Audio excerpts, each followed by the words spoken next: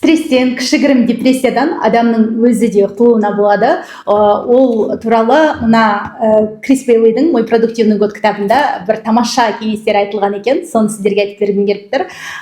Оның біріншісі ол физикалық жаттығулар немесе спортпен айналысу. Бұл адамды расымен құтқарады.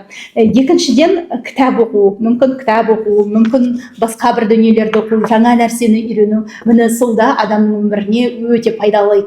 Ал кейінгілері медитация, одан кейінгісі музыка тыңдау, сүйікті әншілеріңізді тыңдау, бір концерттеріне бару олардың. Одан кейінгісі хобби. Хобби болғанда да мына шығармашылықпен байланысты хоббилар болады ғой. Біреу тоқымат оқиды, немесе біреу сурет салады деген секілді.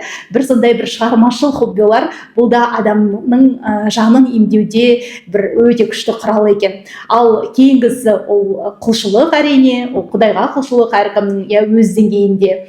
Содан кейін табиғатқа шығу. Табиғатта мен оны өзімнен де байқаймын. Мен тауға шыққанда ерекше күшті сондай бір күйде жүремін. Сосын тағы бір маңыздысы ол жақын адамдармен уақыт өткізу, ол мүмкін достарың, мүмкін отбасың деген секілді. Ал ең соңғысы массажға бару. Енді массажды өзім ұнатпаймын, бірақ оны ұнататындар бар, судан кәдімгідей демалатындар бар. Сондықтан осы 9-ы сіздердің өмірлеріңізге көмекке келуі мүмкін.